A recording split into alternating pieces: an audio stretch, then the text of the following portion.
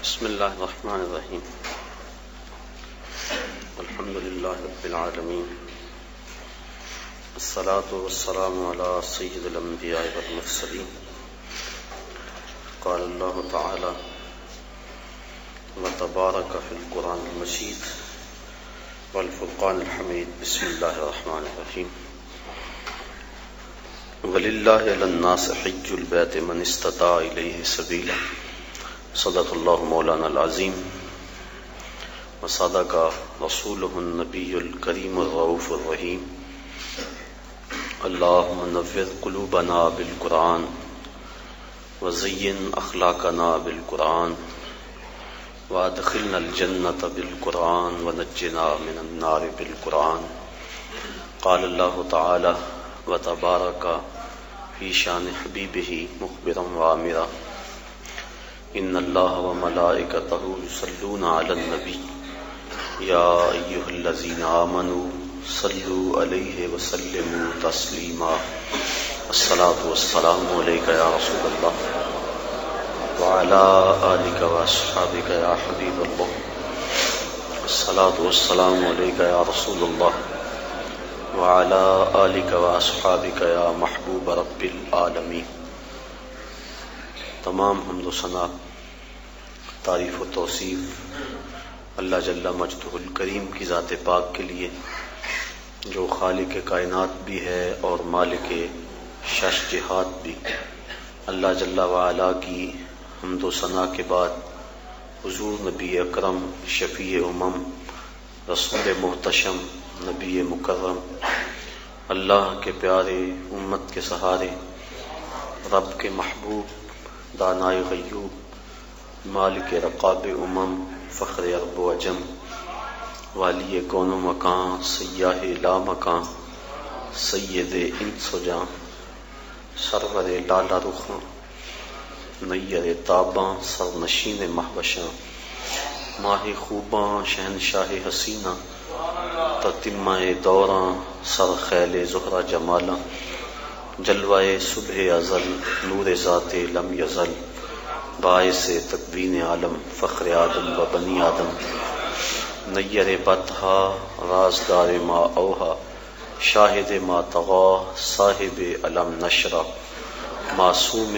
آمنہ احمد مجتبیٰ حضرت محمد مصطفیٰ صلی اللہ علیہ وسلم کے حضور ناز میں اپنی محبتوں عقیدتوں اور ارادتوں کا خراج پیش کرنے کے بعد انتہائی واجب الاحترام ذوی الاحتشام برادران اسلام السلام علیکم ورحمۃ اللہ وبرکاتہ۔ موسم حج ہے اور گلی گلی سے اہل محبت کے قافلے سوئے حرمین روانہ ہو رہے ہیں۔ اللہ تعالیٰ جل شانہ نے قرآن مجید فرقان حمید میں ارشاد فرمایا کہ لوگوں پر اللہ کے لیے بیت اللہ کا حج لازم ہے جو کوئی راستے کی استطاعت رکھے۔ حج لغت میں قصد کو کہتے ہیں، اصطلاح شریعت میں مخصوص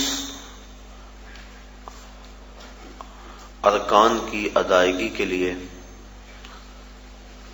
حرمین کے سفر کی جو نیت کی جاتی ہے اور وہاں حاضری کے لیے بندہ پہنچتا ہے اس کو حج کہتے ہیں۔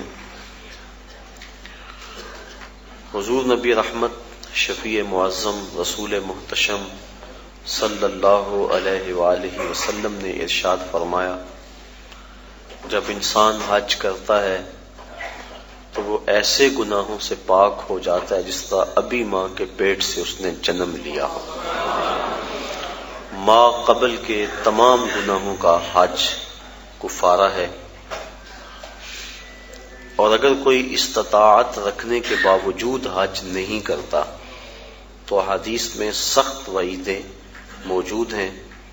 حضور کے ایک فرمان کے مطابق جو شخص استطاعت رکھنے کے باوجود حج نہیں کرتا، فرمایا وہ یہودی مرے یا عیسائی مرے، ہمیں اس سے کوئی غرض نہیں ہے۔ اور ایک حدیث کے لفظ ہیں کہ حج میری امت کے ضعیف لوگوں کا جہاد ہے۔ حج کی فضیلت کے عنوان سے کتب احادیث کے اندر بہت کچھ موجود ہے۔ صاحب استطاعت پر زندگی میں ایک مرتبہ حج کرنا فرض ہے۔ 5 سال کے بعد جو حج کی تاکید کتب احادیث میں موجود ہے، تو علماء نے اس کو استحباب پر محمول کیا ہے کہ جو غنی ہے، صاحب استطاعت ہے، اس کو چاہیے کہ 5 سال کے بعد وہ حج کرے، لیکن فرض زندگی میں صرف ایک مرتبہ ہے۔ ایک مرتبہ واجب ہوا، اس نے ادا کر لیا تو وجوب اتر گیا، لیکن ویسے اس کے لیے مستحب یہ ہے کہ وہ ہر 5 سال کے بعد کر لے اگر وہ استطاعت رکھتا ہے، چونکہ حج کرنے سے اللہ تعالیٰ غنا عطا فرماتا ہے۔ جب بندہ حج کرے اللہ اسے غنی کر دیتا ہے، اس کے رزق میں بھی برکت فرماتا ہے، اس کے دین میں بھی برکت فرماتا ہے۔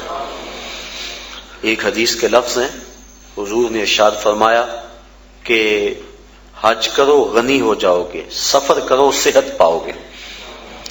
تو حج سے غنا ملتا ہے اور سفر سے صحت ملتی ہے۔ زندگی میں ایک مرتبہ حج کی فرضیت پر دلیل وہ معروف روایت ہے جو آپ نے متعدد مرتبہ علماء سے سماعت کی ہوئی ہوگی کہ حضور نے ارشاد فرمایا لوگوں حج کے لیے آیا کرو۔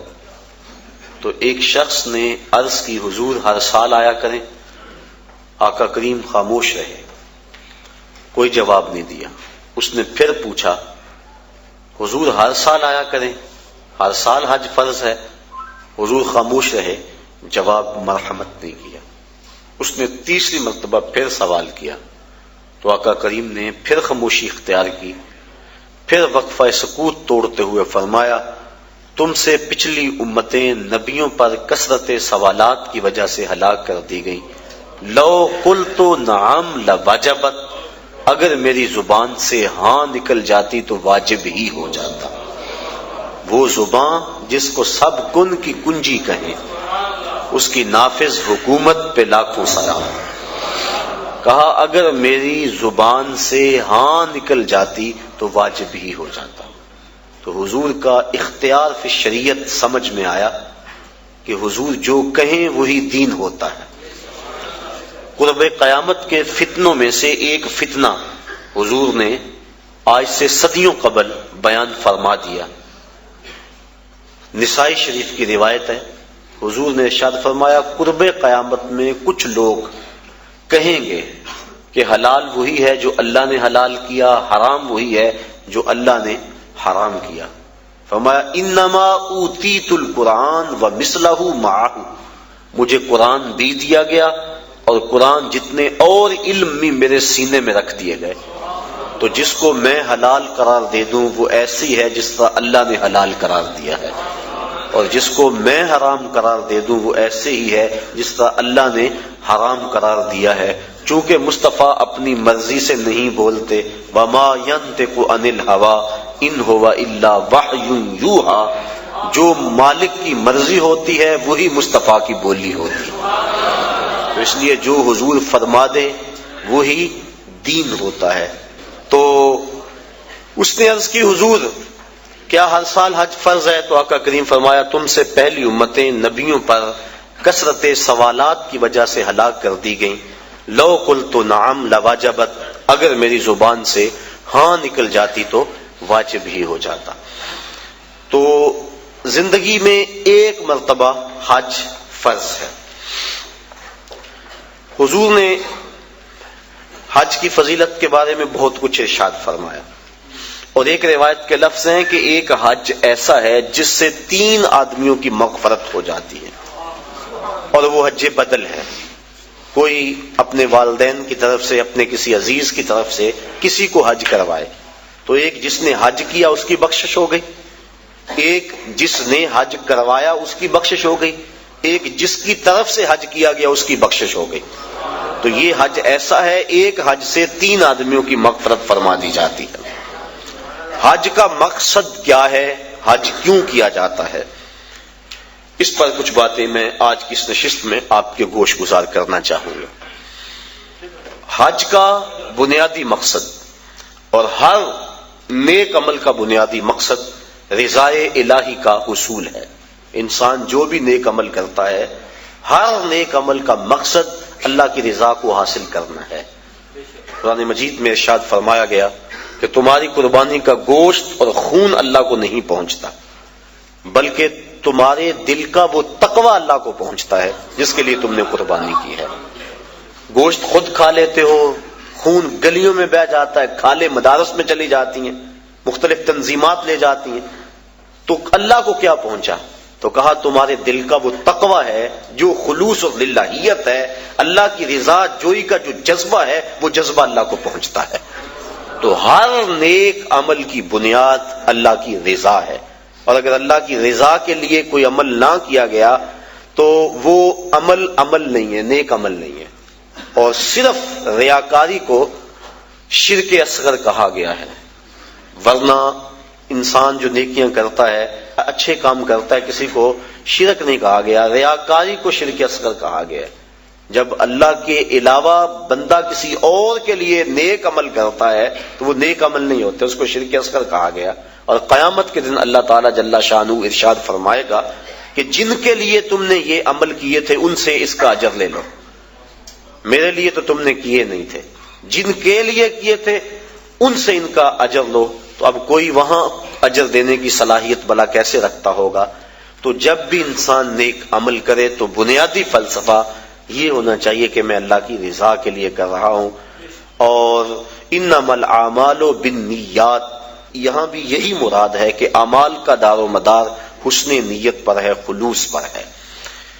تو حج کا بھی باقی اعمال کی طرح پہلا بنیادی مقصد اللہ کی رضا کو حاصل کرنا ہے۔ حج کا دوسرا مقصد، حج مسلمانوں کا عالمی اجتماع ہے۔ اسلام نے ایک نظام دیا، محلے کی سطح پہ مسلمانوں کا اجتماع نماز با جماعت ہے، علاقے کی سطح پہ مسلمانوں کا اجتماع جمعۃ المبارک ہے، شہر کی سطح پر مسلمانوں کا اجتماع عیدین ہے، اور عالمی اجتماع حج ہے۔ یہ ترتیب ہے اسلامی نظم کی اور اسلامی اجتماعیت کی۔ حج مسلمانوں کا عالمی اجتماع ہے، اور عرفات کی حاضری حج کے بنیادی اراکین میں سے ایک رکن ہے کہ چاہے چند لمحوں کے لیے عرفات میں آپ جائیں تو پھر حج ہوگا، اگر عرفات کی حاضری نہ ہو سکی تو حج ادا نہیں ہوگا۔ تو عرفات کے اندر یوم حج کو خطبہ دیا جاتا ہے جس کا سننا مسنون ہے۔ تو خطبہ حج کے اندر مسلمانوں کے عالمی اجتماع کو امام حج، امیر حج کا منصب ہے کہ جو مسائل درپیش ہیں ان مسائل کی روشنی کے اندر ان کی رہنمائی کرے۔ حضور نبی رحمت صلی اللہ علیہ وآلہ وسلم کا خطبہ حج ہمارے سامنے ہے۔ اس وقت جو حالت ہے مسلمانوں کی وہ کسی سے مخفی نہیں، اور حج کے موقع پہ چاہیے تو یہ کہ امیر حج پورا سال محنت کرے، اپنی ٹیمیں مختلف علاقوں میں بھیج کر تجزیہ کرے کہ مسلمان اس وقت پوری دنیا سے پیچھے کیوں رہ گئے ہیں، اور جو سازشیں کرنے والے اہل اسلام کو ہر وقت ظلم و جبر کی چکی میں پیس رہے ہیں تو ان سے چھٹکارا کیوں کر ممکن ہے۔ تو وہ پوری دنیا کے آئے ہوئے نمائندوں کو پورے سال کا لائحہ عمل دے کہ تم نے اپنے اپنے علاقوں میں جا کے یہ کرنا ہے اور اس پیغام کو آگے لوگوں تک پہنچانا ہے۔ پھر پورا سال اس کی نگرانی ہوتی رہے، اور سال کے بعد تجزیہ کیا جائے کہ کمی بیشی کیا ہے، کتنے فوائد ہوئے، اور کہاں تک ہم نے اپنا ہدف حاصل کیا، اور ترمیم و تنسیق کے ساتھ نیا منصوبہ، نیا لائحہ عمل لوگوں کے سامنے رکھا جائے اور دنیا کے کونے کونے سے آئے لوگ حرم کے اس تحفے کو اپنے ساتھ لے جائیں اور پوری دنیا پر پھیلا دیں۔ جب سے برٹش گورنمنٹ کی نو آبادیاتی وزارت کے جاسوسوں نے سلطنت عثمانیہ کو توڑا اور اسلام کی اجتماعیت پر چرکا لگایا تو اسلام کا یہ جو نظام ہے یہ کافی حد تک کمزور پڑ گیا۔ علامہ اقبال پھوٹ پھوٹ کے روئے تھے، دیکھ مسجد میں شکست رشتہ تسبیح شیخ اور بت کدے میں برہمن کی پختہ زناری بھی دیکھ، چاک کر دی ترک نادان خلافت کی قبا، سادگی مسلم کی دیکھ اوروں کی عیاری بھی دیکھ۔ یہ ایک الگ دکھڑا ہے، الگ کہانی ہے کہ مسٹر ہیمفر کس طرح یہاں داخل ہوا اور کس طرح سلطنت عثمانیہ کو توڑنے کے لیے اس نے کن کن لوگوں کو خریدا، کیا کیا ہوا اور پیچھے کون کون سے جبہ و دستار والے لوگ تھے، اور پھر خلافت کی رہی صحیح جو ساکھ موجود تھی وہ ساکھ بھی ختم کر دی گئی۔ ورنہ یہ حال اس وقت جو امہ کا ہو رہا ہے، اگر سلطنت عثمانیہ موجود ہوتی تو جو بھی حالت تھی کم از کم یہ حالت اس وقت امہ کی نہ ہوتی۔ تو یہ باقاعدہ منصوبہ بندی کے ساتھ ایسا کیا گیا اور اس وقت ہم پوری دنیا میں 56 ملکوں میں اور مختلف گروہوں، زبانوں، نسلوں، فرقوں میں بٹے ہوئے ہیں اور ہماری طاقت یکجا نہیں ہو پا رہی، اور اتنی کثرت کے باوجود ہمیں ویٹو کا حق بھی حاصل نہیں، اور دنیا میں جس قار مذلت میں ہم گرے ہیں العیاذ باللہ اسی کشتی کو ہے خوف تلاطم صد ہے منہ موڑ دیے تھے جس نے بڑھتے ہوئے طوفانوں کے۔ ہم تو 313 ہو کے جبر کی آنکھوں میں آنکھیں ڈال کے بات کرتے تھے، اور آپ 1 ارب سے متجاوز، لیکن ہماری جو حالت ہے وہ کسی سے بھی مخفی نہیں۔ کابل میں، کندھار میں، تکریت میں، موصل میں، بغداد میں، القدس میں، کشمیر میں، آذربائیجان میں، بوسینیا میں، کسووا میں، جہاں بھی دیکھے مسلمانوں کا ہی خون بکھرا ہوا ہے، اور گوانٹا ناموبے کی جیلوں کے اندر اس سردی کے اندر ان مظلوموں کے ساتھ جو ظلم ہو رہا ہے وہ ناقابل بیان ہے کہ لہجہ پھٹتا ہے، دل زخمی ہوتا ہے۔ حج کا اجتماع مسلمانوں کا عالمی اجتماع ہے، اور اس اجتماع کے موقع پہ پوری دنیا کے مسلمانوں کو وہ چیز دینی چاہیے تھی جس سے وہ دوبارہ عروج کی طرف سفر کرنا شروع کر دیں۔ اقبال علیہ الرحمہ نے ایک بڑی خوبصورت بات کہی، وہ کہتے ہیں اقبال کوئی پوچھے یہ زائرین حرم سے، اقبال کوئی پوچھے یہ زائرین حرم سے، کیا حرم کا تحفہ زمزم کے سوا کچھ اور نہیں؟ کہ جو بھی جاتا ہے آب زمزم لا کے ہمیں پلاتا ہے۔ اقبال کہتے ہیں وہاں سے جو نور لے کر آئے ہو، جو پیغام لے کر آئے ہو، وہ پیغام بھی تو ہمیں دو نا۔ کھجوریں اور آب زمزم ہمیں پلا دیتے ہو، حرم کا اور بھی تحفہ ہے جو لینے کے لیے تم وہاں گئے تھے۔ تو یہ بنیادی ایک مقصد ہے کہ مسلمانوں کا عالمی اجتماع ہے، اور عالمی لیول کے جو مسلمانوں کے مسائل ہیں، میں یہاں گفتگو کروں یا میں عملی طور پہ کوشش کروں اس سے کچھ بہتری تو آ سکتی ہے، لیکن عالمی مسائل کا حل وہاں سے ہے۔ اور اگر عرب اس کے لیے اپنے آپ کو تیار کر لیں اور جرأت اور پابندی کا مظاہرہ کریں اور دن رات ایک کر دیں اور منصوبہ بندی کریں اور حج کے موقع پہ اس پیغام کو لوگوں تک پہنچائیں تو مسلم امہ پھر متحد ہو سکتی ہے، اور وہ خواب جو کہ اسلام کی نشت ثانیہ کا خواب ہے وہ شرمندہ تعبیر ہو سکتا ہے۔ تو یہ حج کا دوسرا بنیادی مقصد تھا کہ مسلمانوں کو عالمی اجتماع دیا گیا ہے۔ اجتماع کرنے کے لیے کئی کچھ کیا جاتا ہے، لیکن اس اجتماع کے لیے اللہ نے لوگوں کے دل میں کشش پیدا فرما دی۔ جب کوہ ابو قبیس پہ چڑھ کے جناب ابراہیم کو آواز دینے کے لیے کہا گیا تو عرض کی مالک میری نحیف و نزار آواز کہاں پہنچے گی؟ کہا ہے ابراہیم علیہ السلام آواز دینا تیرا کام، اس کو لوگوں تک پہنچا دینا یہ ہمارا کام ہے۔ اور پھر ماں کے شکم میں اور باپ کی سلب کے اندر تک اس آواز کو پہنچا دیا گیا، اور جس نے اس آواز کو سنا آج لبیک لبیک کہتا ہوا شوق و مستی میں دوڑتا ہوا حرم کی طرف بڑھتا چلا جا رہا ہے۔ تو یہ مسلمانوں کا عالمی اجتماع ہے، اس کے جو فوائد تھے عالمی اجتماع کے کاش کہ وہ حاصل کیے جاتے۔ تیسرا مقصد حج کا مساوات کا عملی اظہار۔ اسلام کی بنیادی تعلیمات میں سے ایک تعلیم مساوات ہے کہ سب لوگ برابر ہیں، رنگ و نسل کی بنیاد پر، دولت افراد کی کثرت کی بنیاد پر کسی کو کسی پہ فضیلت نہیں دی جا سکتی۔ ان اکرمکم عند اللہ اتقاکم، جو زیادہ تقوی کا نور اپنے سینے میں رکھتا ہے وہ زیادہ عزت والا ہے۔ یہ اسلام کا وہ بنیادی درس اور سبق ہے کہ جس سے شکستہ دل لوگ، درماندہ لوگ، غریب طبقہ، غلام لوگ اسلام کی طرف ان کا میلان ہوا اور کھچے چلے آئے، ان کو ان کے حقوق اسلام نے دیے۔ آج حقوق نسواں کے حوالے سے بات چل رہی ہے۔ میں نے پچھلے دنوں کے اندر ہمدرد حال کے اندر ایک فورم پہ کہا تھا کہ دنیا کے بڑے بڑے دانشور اور دنیا کے بڑے بڑے مذاہب اور مغرب جو آج عورتوں کو حقوق دینے کی بات کرتا ہے، اگر تاریخ میں ہم تاریخ کے جھونکوں سے جھانک کے دیکھ تو یہ تو عورت کو انسان ماننے کے لیے تیار نہیں تھے۔ افلاطون کا فلسفہ پڑھے، وہ کہتا ہے یہ از قبیل جن سے انسان ہی نہیں، انسان کی ضرورت خدمت اور کفالت کے لیے پیدا کی گئی ہے، ہم شکل بھی انسان کی ہے، انسان نہیں ہے۔ اور کسی نے کہا کہ یہ بدی کا سر چشمہ ہے، کسی نے اس کو اللہ کے قرب کے راستے کی سب سے بڑی رکاوٹ گردانا، اور کسی مذہب نے اس کے قتل کو جائز قرار دیا۔ یونانیوں کا فلسفہ پڑھ لیں۔ عیسائی دنیا آج جو دعوے کرتی ہے عورتوں کو حقوق دینے کی، 90,000 عورتوں کو عیسائی دنیا نے زندہ جلایا ہے۔ ان کی تاریخ بڑی شرمناک ہے۔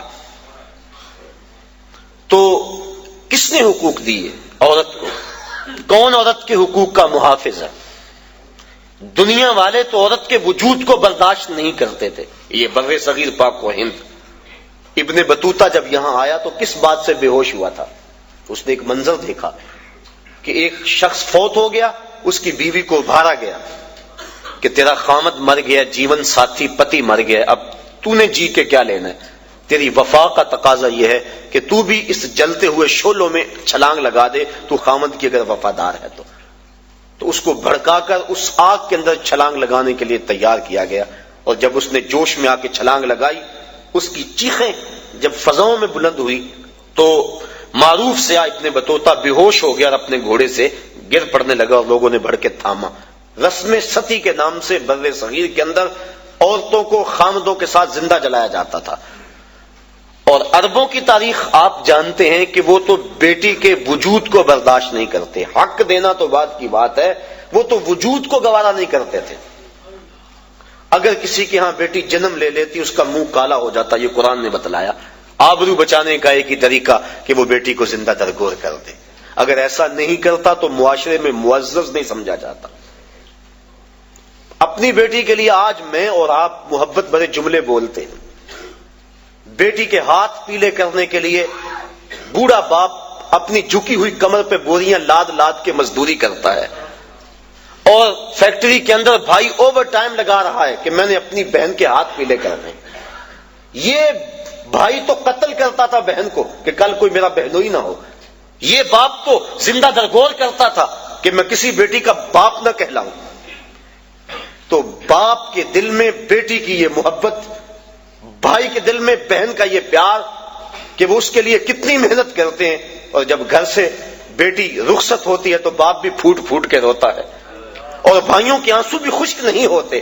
یہ تو قاتل تھے بیٹیوں کے اور بہنوں کے لیے، ان کے دل میں یہ گداز اور نرمی اور محبت کس نے ڈالی؟ آمنہ کے لال کا یہ عطیہ ہے۔ سجدہ شکر ادا کرتی رہیں ساری زندگی بھی عورتیں، تو وہ حق شکر ادا نہیں کر سکتی۔ ان کے تو وجود کو برداشت نہیں کیا جاتا تھا، ان کے وجود کو عزت بخشی تو وہ محمد عربی صلی اللہ علیہ وسلم نے بخشی۔ آج عورتیں بھنگڑے ڈال رہی ہیں کہ ہمارے حقوق کا تحفظ کیا گیا، اور اگر اس کی آبرو بھی لٹتی ہے بالجبر تو مقدمہ بھی درج نہیں ہوتا، پہلے سیشن جج کے پاس اسے جانا ہوگا، استغاثہ پیش کرنا ہوگا، پیچیدگیاں ہیں، قانونی معاملات ہیں۔ یہ تو آنکھیں کھلیں گی اس وقت جب ان کے ساتھ جو ہے وہ عملی سلوک ہوا۔ تو آج یہ بنگڑے اور آج یہ خوشیاں کہ ہمیں تحفظ دے دیا گیا، یہ عورتوں کے تحفظ کا بل نہیں ہے، عورتوں کی تذلیل کا بل ہے۔ عورتوں کو تحفظ اسلام نے دیا ہے۔ جس ماں کو ترکے میں بانٹتے تھے اس کے قدموں میں جنت ڈال دی، کہا تیری جنت اس ماں کے قدموں تلے، اور یہ شرطیں لگائی کہ ماں قاریہ قرآن ہے یا حافظ قرآن ہے یا رابعہ بصری ہے وقت کی تیری ماں، تو پھر اس کے قدموں تلے جنت ہے۔ اپلے تھاپتی ہوئی ماں کے قدموں تلے بھی بیٹے کی جنت رکھ دی گئی۔ بہن کو عزت کی مسند پہ بٹھا دیا گیا، بیٹی کو باپ کے لیے دل کی دھڑکن بنا دیا گیا، آنکھوں کا نور اور چین بنا دیا گیا، گھر کی زینت بنا دی گئی، اور بیوی جس کو پاؤں کا جوتا خیال کیا جاتا تھا اس کو محبوبہ بنا کے خامد کے لیے محبتوں کے گوشے اس کے سینے کے اندر رکھے گئے۔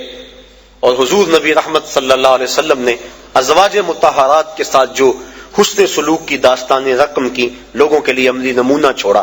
کسی کو حمیرہ کہہ کے پکار رہے ہیں، کسی کی فوتگی کے بعد جانور ذبح کر کے ان کی سہیلیوں کے گھر میں گوشت بھیج رہے ہیں تاکہ ان کی روح کو آسودگی ہو۔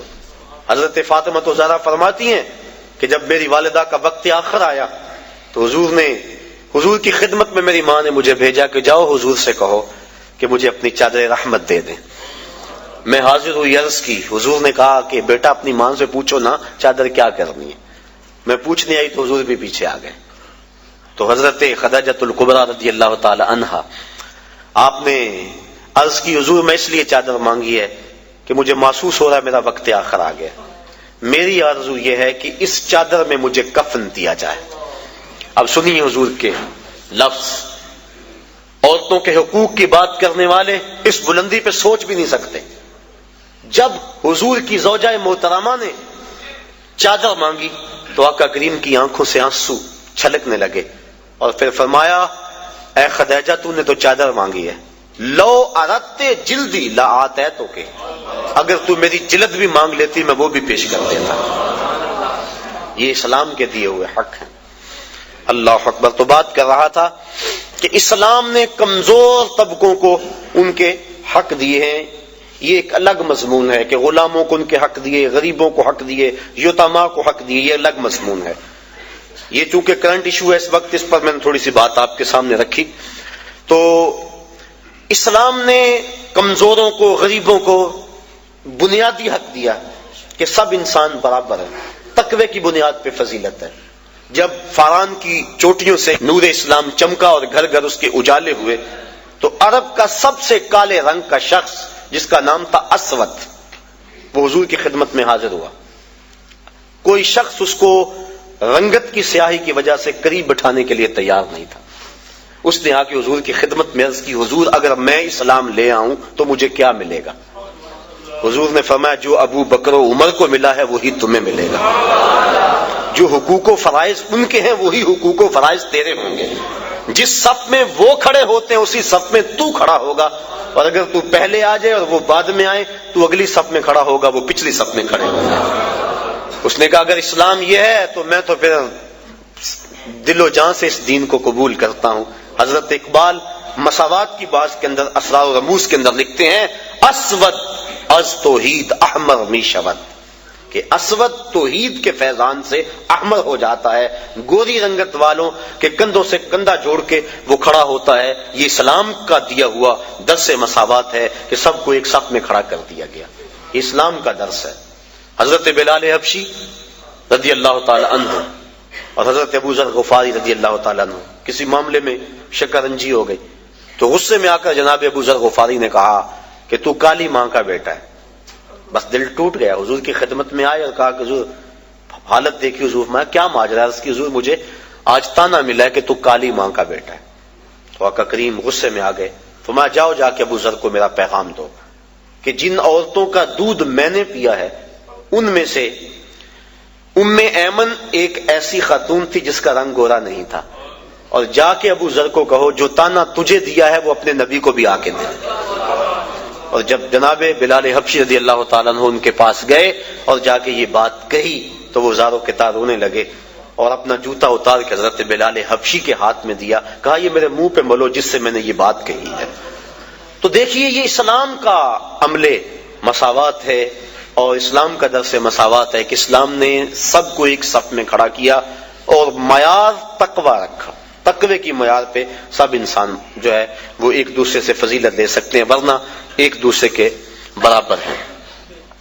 تو اس اسلام کے درس مساوات کا عملی اظہار حج کے موقع پہ ہوتا ہے۔ غریب امیر، بادشاہ اور گدا، کالا اور گورا، اجمی اور عربی، سب ایک ہی لباس میں ہوتے ہیں، ایک ہی رکن ادا کر رہے ہوتے ہیں اور ایک ہی تلبیہ سب کی زبان پہ ہوتا ہے۔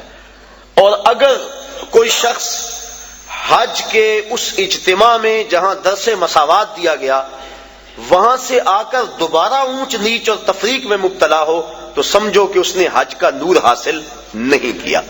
اگر وہ یہاں پلٹ کے آ کے بھی اس تقسیم کو، جس تقسیم کی مخالفت حضور نے کی، اور خطبہ حجۃ الوداع کے موقع پہ حضور نے فرمایا کہ یہ جو کالے گورے اور عربی اجمی کی تقسیم ہے میں ان کو پاؤں تلے رونتا ہوں اور ان تفاخر کو ختم کرتا ہوں۔ ان اکرمکم عند اللہ اتقاکم۔ اب یہی درس ہمیں اپنی پوری عملی زندگی کے اندر یاد رکھنا چاہیے، مسجد میں بھی، گھر میں بھی، معاشرے میں بھی، ہر جگہ اس عمل کو یاد رکھنا چاہیے۔ ہم اگر جلسہ کروائیں، ہم اگر محافل منعقد کریں، ہم اگر عالم دین ہیں، ہم اگر شیخ طریقت ہیں تو ہمیں اس بات کا ضرور خیال رکھنا چاہیے۔ کسی دور میں معزز وہ خیال کیا جاتا تھا جس کی اولاد زیادہ ہوتی تھی، تاریخ عرب پڑھے، اور اس وجہ سے 100 شادیاں کیا کرتے تھے وہ۔ اسلام نے 4 شادیوں کی حد بندی کر دی کیونکہ آدمی سے آگے حق نہیں ادا کر سکتا۔ اور پھر دور بدلتا گیا۔ یہ جو موجودہ دور ہے، اس دور میں عزت کا معیار کثرت دولت سمجھ لیا گیا ہے۔ ہمارے اشتہار دیکھ لیں، معززین شہر، اس کی فہرست پڑھیں تہجد گزار نہیں ملیں گے، اس کی فہرست پڑھیں تو تقوی کے اعلیٰ معیار پہ جو لوگ ہیں لیکن ہیں غریب وہ نہیں ملیں گے۔ دولت مند لوگ معززین شہر کہلاتے ہیں۔ اور بدقسمتی یہ ہے کہ ہم اپنی محافل کے اندر بھی ان کو ہی ترجیحی بنیادوں پہ آگے بٹھاتے ہیں کہ اس کے پاس دولت زیادہ ہے۔ یہ اسلام کا جو عملی درس ہے مساوات کا، یہ اس کا قتل عام اسٹیجوں پہ ہوتا ہے۔ پیر صاحب کے قریب بھی وہی ہوتا ہے جس کے پاس دولت زیادہ ہو، اور جو غریب ہوتا ہے اس کو کہا جاتا ہے پیچھے بیٹھ جا اور 1.25 لاکھ مرتبہ یا حیو یا قیوم پڑھ، اس کو وظیفے پہ لگا دیا جاتا ہے اور امیر اسٹیج کی زینت ہوتا ہے۔ رسول کریم کا نام سن کے جس کی آنکھوں سے آنسو چھلکتے ہیں اور حضور کی محبت میں جو تڑپتا ہے، سحری کے وقت اٹھ کے تہجد پڑھتا ہے اور پھر اشراق پڑھ کے مزدوری پہ چلا جاتا ہے، رزق حلال کماتا ہے، نمازوں کی کوتاہی نہیں کرتا، اپنی زبان کی حفاظت کرتا ہے، نظر کی حفاظت کرتا ہے، وہ تو جوتیوں پہ بیٹھے۔ اور جو اسمبلیوں کے اندر اسلامی حدوں کا مذاق اڑائے اور جس کے بارے روز ہم نماز میں کہہ چکے ہیں، وَنَخْلَعُ وَنَتْرُكُ مَن يَفْجُرُكَ، اے اللہ جو تیرے حکموں کو توڑے گا ہم اس سے قطع تعلق کریں گے۔ اس کو ہم اسٹیج کی زینت بنائیں کہ یہ ایم پی اے صاحب ہے، یہ ایم این اے صاحب ہے، یہ دولت مند ہے، اس کے پاس دولت کے انبار موجود ہیں۔ میں دولت سے نفی نہیں کر رہا، دولت عثمان ہو، دولت قارون نہ ہو، لیکن معیار اگر دولت ہوگا تو پھر غریبوں کا استحصال ہوگا، اور اسلام نے اس استحصالی نظام کے خلاف ہی تو جنگ کا اعلان کیا ہے۔ تو یہ مساوات کا درس حج کا درس ہے، اس بات کو اچھی طرح سے ذہن میں رکھا جائے اور اپنی عملی زندگی کے اندر ترجیح کس کو دی جائے؟ جو تقوی والا ہے۔ کبھی ایسا بھی ہو کہ ڈھونڈے ہمارے محلے میں سب سے زیادہ متقی کون ہے، آج مہمان خصوصی محفل نعت میں وہ ہوگا، بوڑھا ہے، کپڑے پھٹے ہیں، پیوند لگے ہوئے ہیں، جوتا ٹوٹا ہوا ہے، لیکن تہجد بھی پڑھتا ہے، اشراق بھی پڑھتا ہے، چاشت بھی پڑھتا ہے، گمنام ہے، کوئی پوچھنے والا نہیں ہے، حضور کا نام سن کے آنکھیں چھلکتی ہیں۔ ذرا وہ محفل نعت میں صدارت کی کرسی پہ بیٹھا ہو، لطف نہ آ جائے؟ لیکن بدقسمتی ہے، اور میں بات کہہ دیتا ہوں، اپنے بھی خفا مجھ سے ہیں، بیگانے بھی ناخوش، کہ میں زہر حلاحل کو کبھی کہہ نہ سکا کندھ، بات وہی کہتا ہوں سمجھتا ہوں جسے حق، نئے ابلہ مسجد ہوں نئے تہذیب کا فرزند۔ کبھی ایسا بھی ہوتا ہے کہ آج جو محفل نعت میں مہمان خصوصی ہے، کل وہ شراب خانے میں تھا، اور ہم اس کے لیے نہ کیا کیا زمین و آسمان کے کلابے ملا دیتے ہیں۔ خدا را یہ ظلم اللہ کے گھر میں نہ کریں، محافل نعت میں یہ ظلم نہ کریں، آستانوں پہ یہ ظلم نہ کریں، تقوی کو بنیاد بنائیں اور تقوی کو معیار ٹھہرائیں۔ تو جب تقوی کو معیار بنائیں گے تو دیکھنا کہ کس طرح تقوی میں دوڑ لگتی ہے۔ جب دین میں بھی عزت دولت سے ہے، دنیا میں بھی عزت دولت سے ہے، تو پھر کس کا جی چاہے گا کہ روکھی سوکھی کھائے اور حلال کی کمائے اور حرام کے قریب نہ جائے؟ جب پیر بھی عزت دولت کو دیتا ہے، مولوی بھی عزت دولت کو دیتا ہے، شیخ بھی دولت کو عزت دیتا ہے، معاشرہ بھی دولت کو عزت دیتا ہے، تو جہاں عزت ہو انسان وہاں لپکتا ہے۔ یہ فطرت ہے انسان کی۔ کبھی آپ نے دیکھا ہو بارش ہو نا، پاؤں پھسل جائے اور بندہ گر پڑتا ہے، تو یہ بعد میں دیکھتا ہے کہ مجھے چوٹ لگی ہے یا کہ نہیں لگی، پہلے دیکھتا ہے مجھے کسی نے دیکھا تو نہیں۔ یہ فطرت ہے انسان کی، اسے اپنی عزت اپنی جان سے زیادہ عزیز ہے، تو جہاں عزت ملتی ہے وہاں بڑھتا ہے۔ تو اگر اس کو یہ سبق دیا جائے کہ جس کے پاس دولت ہے اس کے پاس عزت ہے، تو دولت کی دوڑ لگے گی۔ اور اگر معاشرے میں علماء، مشائخ، ذمہ دار لوگ یہ شعور دیں گے کہ جس کے پاس تقوی کا نور زیادہ ہے وہ معزز ہے، تو دیکھنا مسجدوں کی رونقیں بڑھتی ہیں یا کہ نہیں بڑھتی۔ تو یہ اسلام کا عملی درس ہے حج کے موقع پہ مساوات کا۔ حج کا چوتھا مقصد، یہ جو گفتگو ہے، یہ جو مضمون ہے، یہ تفصیل طلب ہے۔ اس حوالے سے بہت سے دکھڑے ہیں میرے سینے کے اندر، اور ہمارے معاشرے کے اندر جو کچھ ہے یہ آپ بھی اس سے باخبر ہیں اور میں بھی باخبر ہوں۔ انشاءاللہ زندگی رہی تو کبھی اس پر گفتگو کریں گے، لیکن اگر اب اس پہ میں بات کی تو پھر کافی وقت جو ہے وہ گزر جائے گا۔ معاشرے کے وہ محروم طبقے اور عدم مساوات کا جو انداز ہمیں نظر آتا ہے معاشرے کے اندر، اس سے معاشرے میں جرائم پھیل رہے ہیں، اس سے معاشرے کے اندر ظلم اور جبر پھیل رہا ہے، اس سے معاشرے کے اندر بے سکونی ہے اور طمانینت کا نور کسی کے پاس نہیں ہے۔ میں نے جمعۃ الوداع کے موقع پہ کہا تھا کہ ایک طرف تو حال یہ ہوتا ہے کہ امیر کا بگڑا ہوا بچہ گولڈن سیب کا ایک کونا کاٹ کے دوسرا کتے کے آگے ڈال رہا ہوتا ہے، اور دوسری طرف عید کے دن بھی بیوہ کا یتیم بچہ چھابڑی لگا کے آلو چھولے بیچ رہا ہوتا ہے۔ تو جس معاشرے میں یہ تقسیم ہو اس معاشرے میں روشنی کیسے آ سکتی ہے، اس معاشرے میں نور کیسے آ سکتا ہے؟ میرے آقا تو یتیم کو سینے سے لگاتے ہیں، اس کو نیا لباس بھی دیتے ہیں، عزت بھی دیتے ہیں، اور ساتھ یہ بھی کہتے ہیں بیٹا کیا تو پسند نہیں کرتا کہ محمد تیرا باپ لگے اور عائشہ تیری ماں لگے اور فاطمہ تیری باجی لگے؟ پھر جب وہ انگلی تھام کے حضور کی چلتا ہے تو وہ کہتا ہے کہ تھا تو یتیم لیکن مزہ آ گیا مصطفیٰ کی انگلی تھامے جا رہا ہے۔ تو اگر ہم پسے ہوئے طبقوں کو عزت دیں گے اور انسانی وقار کو ملحوظ رکھیں گے اور اسلام کا جو مساوات کا درس ہے اس درس کو ہر صورت کو ملحوظ رکھیں گے تو معاشرے کے اندر طمانینت ملے گی، غریب کو بھی سکون ملے گا اور امیر کو بھی سکون ملے گا۔ اور وہ لوگ قابل داد ہیں کہ جو دولت کی کثرت کے باوجود تکبر کی اس خصلت سے اور نمایاں ہونے کی اس آرزو سے مبرہ ہیں، ایسے لوگوں کی کمی بھی معاشرے کے اندر نہیں ہے۔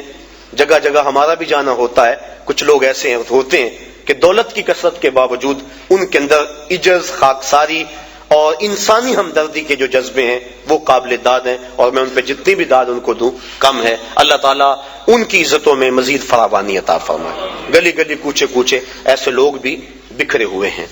حج کا یہ تیسرا مقصد تھا مساوات۔ حج کا چوتھا مقصد ہمیں ہمارے ماضی سے جوڑنا ہے۔ ہمارا جو ماضی ہے، ہماری جو تاریخ ہے، اس سے ہمیں جوڑنا، یہ حج کا چوتھا مقصد ہے۔ آپ دیکھ لیجئے، ملاحظہ کر لیں پورے حج کو، ہم ملت خلیل سے ہیں اور ہمیں ماضی سے جوڑا گیا۔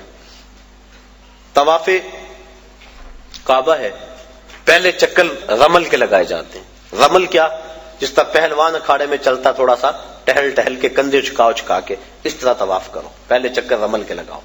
اللہ کا گھر اور اکڑ کے چلے، لیکن تاریخ ڈھونڈی تو یوں ماجرا سامنے آیا کہ فتح مکہ کے دن کافر چھتوں پہ تھے، مسلمان شب و روز ہجرت مدینہ کے بعد جنگوں کی محنت، دین کے لیے تگ و تاز اور جد و جہد میں مصروفیت کی وجہ سے سخت کمزور تھے۔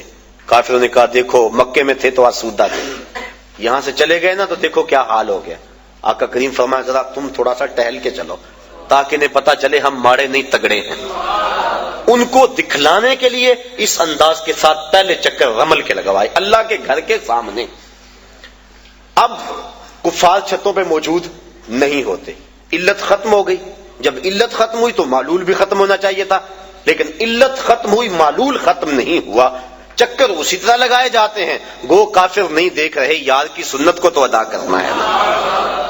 تو یہ ماضی سے ہمیں جوڑا جا رہا ہے، ہمارا ذہن پلٹ کے ادھر چلا جاتا ہے اور فتح مکہ کا منظر آنکھوں کے سامنے گھوم جاتا ہے اور اسلام کی شان و شوکت سمجھ میں آتی. اب طواف کر لیں تو حجر اسود کو چومنا ہے. حجر اسود ایک پتھر ہے سیاہ رنگت کا، اور اس کو بڑھ بڑھ کے چوما جاتا ہے. انسان اپنی اکلوتی اولاد کے لیے اتنی کشش نہیں پاتا اپنے دل میں جتنی اس پتھر کے لیے پاتا ہے. تو کیا کشش ہے اس پتھر میں. حضرت عمر فاروق طواف کرتے کرتے رک گئے اور کہا اے حجر اسود، میں تجھے کبھی نہ چومتا اگر میرے رسول نے نہ چوما ہوتا.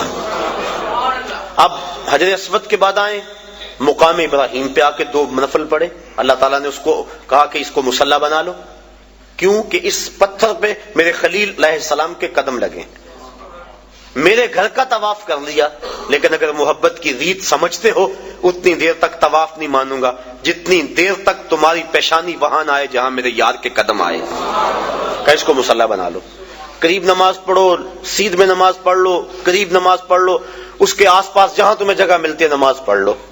یہاں نماز پڑھو گے اللہ تمہاری نماز قبول کرے گا، حج بھی قبول کر لے گا. ذرا غور کیجئے، اسلام نے تو پتھروں سے دور نہیں ہٹایا، پتھروں سے ہٹایا ہے، پتھر توڑے گئے، لیکن حجر اسود بھی پتھر، مقام ابراہیم بھی پتھر، ان پتھروں کے نیڑے کیا جا رہا ہے. پتھروں سے دور کیا، ان پتھروں کے قریب کیا جا رہا ہے. کہا یہ وہ پتھر ہیں جس پہ کسی کے قدم لگے ہیں، کسی کے لب لگے ہیں، اس لیے ان پتھروں کے قریب کیا جا رہا ہے.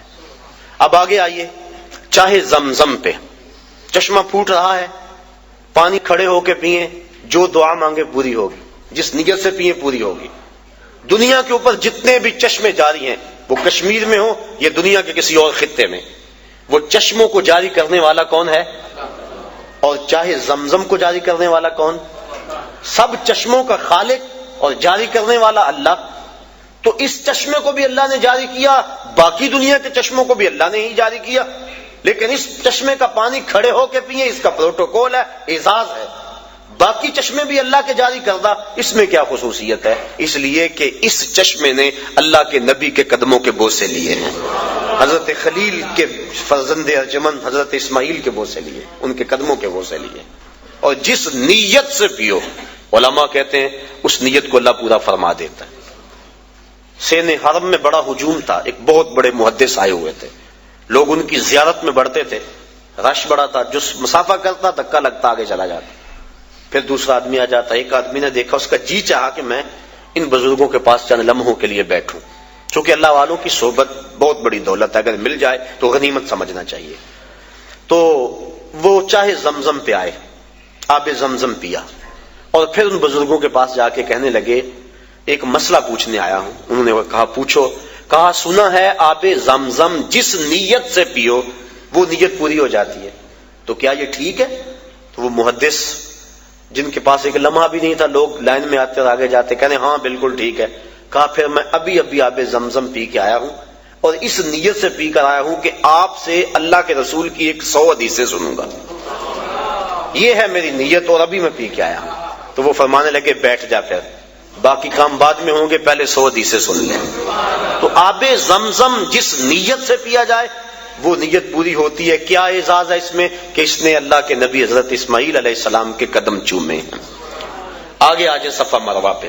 میں یہ عرض کرنا چاہ رہا ہوں آج کا مقصد ہے ہمیں ماضی سے جوڑا جا رہا. صفا مروہ نصف میل کی دوڑ ہے اور 7 چکر میں 3.5 میل بن جاتے ہیں. حاجی تھکا ہوا ہوتا ہے لیکن اس کو یہاں حکم ہے دوڑنے کا، اور وہاں عجیب مستی میں لوگ دوڑ رہے ہیں، بچے بھی، بوڑھے بھی، جوان بھی، مرد و زن. جن سے دوڑا نہیں جاتا وہ ریڑیوں کے اندر ان کو ڈالا ہوا ہے، ان کو کھینچا جا رہا ہے، وہ بھی دوڑ رہے ہیں. میلین اخضرین کے اندر تو جو ہے وہ عجیب سما ہوتا ہے، سروں کا سمندر نظر آتا ہے. دوڑنا بھی کوئی عبادت ہے، دوڑے جا رہے ہیں. مقصد کیا؟ حضرت ہاجرہ تو اس لیے دوڑی تھی کہ ان کو بیٹے کے لیے پانی چاہیے تھا. حاجی کی بغل میں پانی کی بوتل ہوتی ہے، اور وہ تو اس لیے دوڑی تھی کہ بیٹے کے لیے پانی کی تلاش تھی. اور یہاں حاجی کے ساتھ بیٹا بھی دوڑ رہا ہوتا ہے، ماں بیٹا باپ بیٹا کٹھے دوڑ رہے ہیں، پانی کی بوتل بغل میں ہے لیکن دوڑ رہے ہیں. تو کیا یہ پانی کے لیے دوڑ رہے ہیں؟ نہیں. بیٹے کے لیے دوڑ رہے ہیں؟ نہیں. یہ تو محبوب کی ادا کو ادا کر رہے ہیں. اور حضرت ہاجرہ نے اس وادی غیر ذی زرع کے اندر جس طرح جرأت و استقامت کا ثبوت فراہم کیا، آپ نے علماء سے سنا، تفصیل کا وقت نہیں، کہ جب جناب خلیل علیہ السلام سیدہ ہاجرہ کو چھوڑ کے واپس پلٹنے لگے تو یہ سحر کا وقت تھا، تو حضرت ہاجرہ بھر کے ان کا دامن تھام لیا، تمسکت بأذیالہ، دامن تھام کے پوچھنے لگی اس تنہائی اور غربت میں چھوڑ کے کہاں جا رہے؟ وہاں انسانی وجود کیا حیوانی وجود بھی نہیں تھا۔ مورخ اسلام افی جلندری اس جگہ کا نقشہ کھینچتے ہوئے لکھتا ہے وہ وادی جس میں وحشت بھی قدم رکھتی تھی ڈر ڈر کے، جہاں پھرتے تھے آوارہ تھپیڑے باد سر سر کے، جہاں پر گھاس اگتی ہے جہاں نہ پھول کھلتے ہیں، مگر وہ سرزمین ہے آسماں بھی جھک کے ملتے ہیں۔ محیط پہاڑوں میں دن کو ڈر لگے، عورت ذات اور معصوم بچہ گود میں، نہ پینے کے لیے کچھ ہے نہ کھانے کے لیے کچھ، نہ کوئی ہمسائیگی، عورت کا وجود۔ حضرت ہاجرہ کو حضرت ابراہیم علیہ السلام جب چھوڑ کے جانے لگے دامن تھام لیا، کہا اس تنہائی اور غربت میں چھوڑ کے کہاں جا رہے ہو؟ کوئی جواب نہ دیا۔ پھر قدم اٹھایا تو آگے بڑھی پاک تینت خاتون نے، پھر دامن پکڑا، کہا اس تنہائی میں چھوڑ کے ہمیں کہاں جا رہے ہو؟ لیکن جناب ابراہیم علیہ السلام کی آنکھوں میں آنسو تو ہیں لیکن جواب کوئی نہیں دیا۔ پھر قدم اٹھایا اور پھر دامن کو پکڑ کے کہا اس غربت و تنہائی میں چھوڑ کے ہمیں کہاں جا رہے ہو؟ میرا نونہال جو میری امیدوں کا چراغ ہے یہ ضائع نہ ہو جائے کہیں، اور یہاں پانی بھی نہیں ہے، اور میں عورت ذات، کہاں چھوڑ کے ہمیں جا رہے؟ حضرت خلیل علیہ السلام نے پھر جواب نہ دیا، تو حضرت ہاجرہ نے بات کو بھانپ لیا اور کہا کیا اللہ کا یہ حکم ہے؟ قال نعم، کہا ہاں، کہا پھر آپ جائیے، آپ خیر سے جائیے، اگر اس کا یہ حکم ہے تو وہ ہمیں ضائع نہیں ہونے دے گا۔ پھر ان پتھروں میں اللہ کی بندی حضرت ہاجرہ رکی، جہاں دن کو ڈر لگتا ہے، جہاں مردوں کے کلیجے اور پتے پانی پانی ہو جائیں، وہاں وہ خاتون رکی، عورت کا وجود، معصوم بچہ گود میں، تنہائی، غربت، کھانے کے لیے کچھ نہیں، پینے کے لیے کچھ نہیں، انسانی وجود کوئی نہیں، ہمسائیگی کوئی نہیں، حشرات الارض بھی نہیں پائے جاتے، زمین پہ گھاس بھی نہیں بھی ہوئی، اور رات کا لمحہ حضرت خلیل چھوڑ کے جا رہے، کہا جائیے آپ خیر سے جائیے، اگر اس کے حکم پہ چھوڑ کے جا رہے ہیں تو وہ ہمیں ضائع نہیں ہونے دے گا۔ اللہ اکبر، اللہ کی بندی حضرت ہاجرہ سلام اللہ علیہا نے جرأت اور عظیمت کی جو داستان رقم کی، اور پھر بیٹے کے لیے بے تابانہ دوڑ رہی ہیں، کبھی صفا پہ کبھی مروہ پہ، اللہ کے حکم کے لیے یہاں رکی، کہا میری بندی میرے حکم کے لیے تو نے حد کر دی۔ ایک عورت سے یہ تصور کہ وہ اس تنہائی اور غربت میں رہے، اور پھر اس اعتماد اور یقین سے خامد کو رخصت کرے کہ آنکھ کے گوشے کو بھیگنے بھی نہ دے، کہ یہ اللہ کا حکم ہے، تو اگر آنکھ کا گوشہ بھیگ گیا تو کہیں یہ نافرمانی نہ ہو جائے، یہ تیری استقامت، یہ تیری جرأت، تو پھر دیکھ اگر تو نے یہ 7 چکر لگائے تھے، تیری راہوں پہ نبیوں کو بھی دوڑاؤں گا، تیری راہوں پہ ولیوں کو بھی دوڑاؤں گا، قیامت تک لوگ دوڑتے رہیں گے۔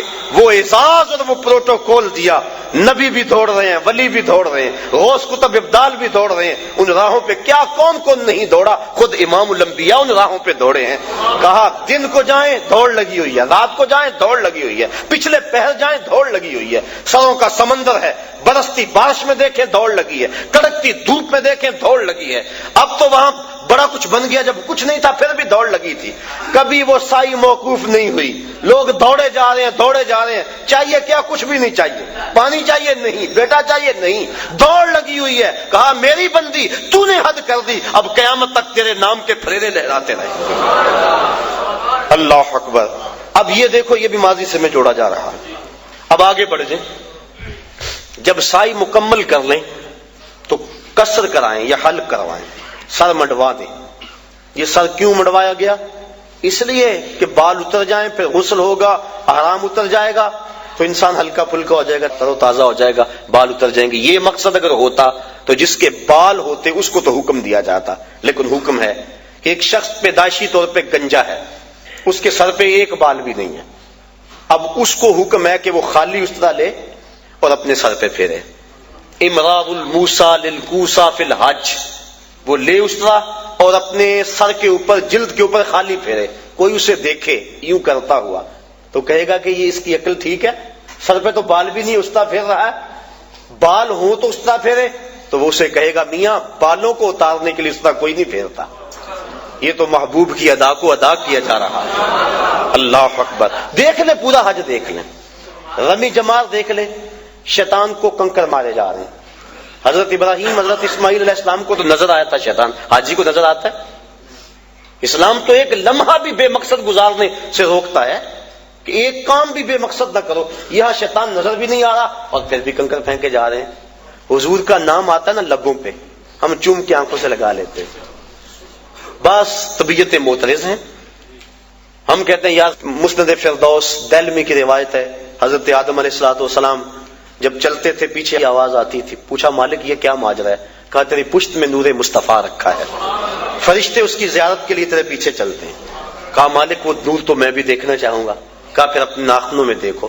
جب ناخنوں میں ظہور ہوا تو چوم کے آنکھوں سے لگا لیا. تو ہم بھی اس سنت کو ادا کرتے ہیں، کہتے ہیں یہ تو لکیر کی فقیری ہے. انہیں تو نظر آیا تھا، تمہیں نظر آتا ہے؟ ہم کہتے ہیں مینا میں تمہیں نظر آتا ہے؟ تمہیں نظر نہیں آتا. لکیر کے فقیر وہاں بنتے ہو کہ نہیں؟ تم اس لکیر کے فقیر ہو، ہم اس لکیر کے فقیر بھی ہیں اور اس لکیر کے فقیر بھی ہیں.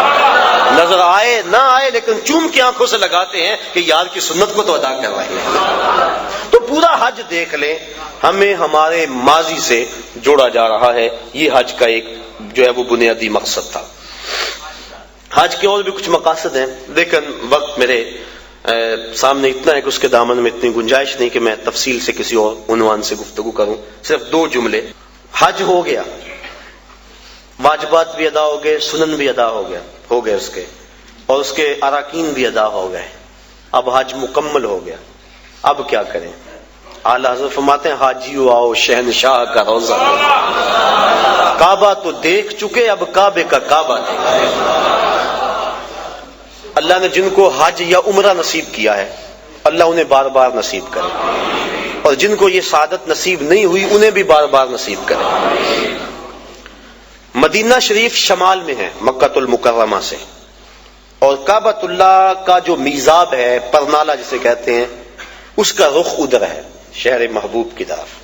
تو اعلیٰ حضرت فرماتے ہیں حاجیوں ذرا غور سے دیکھو کعبہ کیا کہہ رہا ہے. بازو نکال کے بتا رہا ہے اگر قبولیت کی مہر لگانی ہے تو مدینے چلے جاؤ. اللہ اکبر. تو حضور علیہ الصلوۃ والسلام کے روزے پہ حاضری دینا قریب واجب ہے، علماء نے لکھا. اور حضور نے ارشاد فرمایا من حج البیت ولم یزرنی فقد جفانی. جس نے حج بیت اللہ کیا اور میری زیارت کے لیے نہ آیا اس نے میرے اوپر ظلم کیا ہے. اور قرآن مجید کی آیت گواہ ہے وَلَوْ أَنَّهُمْ إِذْ ظَلَمُوا أَنفُسَهُمْ جَاءُوكَ. اے حبیب یہ لوگ اگر اپنی جانوں پہ ظلم کر بیٹھیں تو تیری چوکھٹ پہ آ جائیں. میرے شہر کا ایک شاعر ہے، اس نے اس کا ترجمہ کیا. وہ کہتا ہے مجرم ہو تو منہ اشکوں سے دھوتے ہوئے آؤ، آؤ درے طواب پہ روتے ہوئے آؤ. قرآن میں مذکور ہے توبہ کا طریقہ، سرکار کی دہلیز سے ہوتے ہوئے آؤ. اگر اپنی جان پہ ظلم کر بیٹھو تو محبوب کی چوکھٹ پہ آؤ، اور پھر اللہ سے معافی مانگو. معافی ہو جائے گی؟ نہیں، رسول تمہارے لیے اللہ سے استغفار طلب کریں. تو تم معافی مانگنے آئے تھے، اللہ رحمت بھی عطا کر دے گا. لَوَجَدُ اللَّهَ تَوَّابًا رَحِيمًا. تم توبہ کے لیے آئے تھے، اللہ رحمت بھی اپنی جناب سے دے گا کیونکہ محبوب کو جو ساتھ لے کر آئے.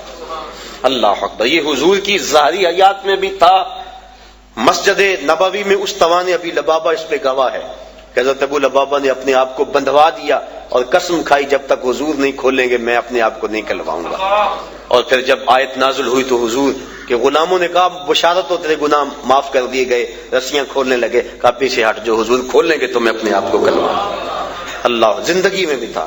اور اس پر علماء کا جزم ہے کہ انتقال ظاہری کے بعد بھی حضور علیہ الصلوۃ والسلام کے روزے پہ جا کے گناہوں کی بخشش کا سوال کرنا امت کو اس کا حکم ہے، اور جاؤکا کے اندر یہ بات داخل ہے. ابن کثیر مکی نے اس واقعہ کو بیان کیا ہے. الجامع لحکام القرآن کے اندر امام قرطبی نے بھی لکھا ہے، صاحب مدارک نے بھی لکھا ہے، اور بھی علماء نے کتاب الشامل کے اندر بھی بہت سارے درجنوں علماء نے بلکہ مفسرین کی ایک جماعت نے اس بات کو بیان کیا ہے کہ حضرت امام عطبی رحمۃ اللہ تعالی علیہ کہتے ہیں کہ میں حضور کے روزے کے پاس بیٹھا تھا، ایک شخص آیا اور کہنے لگا کہ حضور میں اللہ کا یہ فرمان پڑھ کے کہ اگر اپنی جانوں پہ ظلم کر بیٹھو تو آپ کی چوکھٹ پہ آؤ، میں حاضر ہو گیا ہوں، اب میرے گناہوں کی بخشش چاہیے. اور اس نے 2 شعر پڑھے. امام عطبی کہتے ہیں کہ وہ فریاد کر کے چلا گیا. وہ چلا گیا تو میری آنکھ لگ گئی، آنکھ لگی تو مقدر جاگ اٹھا، حضور کی زیارت نصیب ہوئی۔ میں بتا چکا ہوں، میرے سامعین اس بات کو جانتے ہیں کہ حضور نے فرمایا جس نے مجھے خواب میں دیکھا اس نے مجھے ہی دیکھا۔ شیطان خواب میں آ کر بھی میری مثل ہونے کا دعویٰ نہیں کر سکتا۔ دوسری بات، حضور فرمایا جس نے مجھے خواب میں دیکھا من رانی فی المنام فسیرانی فی الیقظہ، وہ ان قریب جاگتے بھی دیکھ لے گا۔ تیسری بات، جس کے خواب میں حضور آئے حضور قصد اور مرضی سے آئے۔ اور چوتھی بات کہ خواب میں اگر کسی کو حضور نے کچھ عطا کیا تو وہ محض وہم اور گمان نہیں تھا، حقیقت تھی۔ اگر گوسیری کو چادر ملی صبح اٹھے تو کندھوں پہ موجود تھی۔ شاہ ولی اللہ محدث دہلوی فرماتے ہیں، اور یہ تمام مکاتب فکر کے نزدیک معتبر ہے، فرماتے ہیں کہ خواب میں میرے والد شاہ عبد الرحیم رحمۃ اللہ تعالی علیہ کو حضور نے اپنے 2 بال عطا کیے، جب صبح اٹھے تو سرانے پہ موجود تھے اور وہ ان کی زیارت لوگوں کو کروایا کرتے تھے۔ اور آپ فرماتے ہیں کہ جب اس صندوق کو ہم لے کے چلتے تھے جس میں وہ بال تھے تو بدلی سایہ کیا کرتی تھی۔ تو حضور نے خواب میں اگر کسی کو کچھ عطا کیا تو وہ حقیقت میں عطا کیا، جو فرمایا وہ حق فرمایا۔ اور در ثمین فی مبشرات النبی الامین کے نام سے مارکیٹ کے اندر کتاب دستیاب ہے، جو شاہ ولی اللہ محدث دہلوی نے اپنے والد سے منقول روایات نقل کی ہیں جو خواب میں انہوں نے حضور سے سنی تھی اور ان کو انہوں نے حدیث قرار دیا ہے۔ اللہ اکبر۔ تو امام عطوی کہتے ہیں کہ میں سو گیا مقدر جاگا، حضور کی زیارت ہوئی اور حضور نے فرمایا قم یا عطبی والحق الاعرابی فبشرہ بالجنہ، آیا تبھی اٹھو اور جو دیہاتی یہاں ابھی آیا تو اس کو ڈھونڈو، جب مل جائے تو میری طرف سے جنت کی بشارت دے دو۔ اور مدارک کے لفظ ہیں، مدارک کے لفظ کہ وہ شخص آیا اور آ کے بیٹھ ہی گیا، کہا جب تک بخشش نہیں ہوگی اٹھوں گا ہی نہیں، اوزاروں کے تار روئے جا رہے ہیں۔ تو وہاں لفظ ہیں فنودی من القبر انہ قد غفر لک، تو گنبد خضرا سے آواز آئی جا تجھے معاف کر دیا گیا۔ اس کے لیے آواز آئی، جو جتنی تڑپ سے جتنی محبت سے آئے اس کو اتنا ہی صلہ دیا جاتا ہے۔ اور 555 ہجری کا واقعہ ہے، اور اس کو تمام مکاتب فکر کے لوگ اپنی کتابوں میں درج کرتے ہیں۔ کتاب المناسک میں لکھا گیا، زکریا سہارنپوری نے کتاب الحج میں لکھا، اور بھی بہت سارے لوگوں نے لکھا۔ حضرت شیخ احمد رفاعی رحمۃ اللہ تعالی علیہ بہت بڑے بزرگ ہوئے ہیں اور حضور کی اولاد سے تھے، کثرت سے درود پڑھا کرتے تھے۔ پھر حاضری کا موقع ملا، حضور کے روضے کے سامنے جا کے کھڑے ہوئے، عرض کی حضور پہلے آپ کے بیٹے کی روح آیا کرتی تھی اور آپ کا روحانی جواب پہنچتا تھا، آج جسم آ گیا اور آج میں نے جو ہے وہ جواب بھی اس انداز کا لینا ہے۔ 70,000 آدمی مسجد نبوی میں موجود تھے۔ حضرت غوث اعظم شیخ عبد القادر جیلانی رحمۃ اللہ تعالی علیہ فرماتے ہیں اتفاق سے میں بھی وہاں موجود تھا۔ پھر کیا ہوا کہ حضور کا بیٹا، حضور کا جگر پارا، حضور کی اولاد سے حضور کا لخت جگر جو ہے وہ وہاں حضور کے سامنے گزارش کی اور کھڑا رہا کہ حضور میں اب جواب اس طرح کا نہیں لینا۔ 70,000 آدمی نے دیکھا کہ گنبد خضرا سے حضور کا دست مبارک باہر آ گیا، اور حضرت امام رفاعی نے اس ہاتھ کو چوما، بوسے دیے، اور ان کی برکت سے جو مسجد نبوی میں اس وقت لوگ موجود تھے سب نے حضور کے مبارک ہاتھ کی زیارت کر لی۔ اللہ اکبر۔ اسی لیے امام مالک امام دار الہجرہ فرماتے ہیں کہ اگر کوئی شخص حضور کے روضے کی زیارت کر کے آئے، باقی 3 ائمہ کہتے ہیں وہ کہے میں حضور کے روضے کی زیارت کر کے آیا ہوں، لیکن امام مالک کہتے ہیں کہ وہ کہے کہ میں حضور کی زیارت کر کے آیا ہوں، اس لیے کہ حضور نے فرمایا جس نے میری وفات کے بعد میری قبر کی زیارت کی گویا اس نے میری زیارت کی۔ اور حضور نے یہ بھی ارشاد فرمایا من زار قبری وجبت لہ شفاعتی، جس نے میری قبر انور کی زیارت کی میرے اوپر لازم ہے کہ میں اس کی قیامت کے دن سفارش کروں گا۔ تو آؤ سرزمین مکہ حرم الہی کے انوار بھی لوٹیں اور سرزمین مدینہ میں حضور کی رحمتوں کے سائے تلے بھی بیٹھیں۔ مکہ بھی برکت والا، مدینہ بھی برکت والا، مکے کی حاضری کے کیا کہنے اور مدینہ کی حاضری کے کیا کہنے، بات لمبی ہو جائے گی، بہت لمبی۔ جب میں سفر حجاز کے لیے حاضر ہوا تو واپس لوگ ملنے کے لیے آئے تھے، بڑا لوگوں کو شوق تھا کہ ان سے داستان سنیں۔ میں نے جگہ جگہ ان دنوں کے اندر تذکرے مدینہ شریف کے اور حرم الہی کے کیے، تو دوست آ بیٹھے، وقت تھوڑا تھا، میں نے کہا کہ یار مختصر کہانی نہ سنا دوں، ایک تو لمبی کہانی ہے جو صدیوں پر پھیلی ہوئی ہے تو ختم نہیں ہو سکتی، ایک ایک لمحہ صدیوں پہ محیط ہوتا ہے. اور ایک کہانی 2 لفظوں میں سناؤں. انہوں نے کہا چلو وہ بھی سنا دو. تو میں نے کہا کعبۃ اللہ پہ پہلی نظر بڑی مشکل ہے اور روضہ رسول پہ آخری نظر بڑی مشکل ہے. تو یہ اس سفر کی داستان ہے، اس سفر کی کہانی ہے. اللہ مجھے آپ کو بار بار سفر حرمین نصیب فرمائے.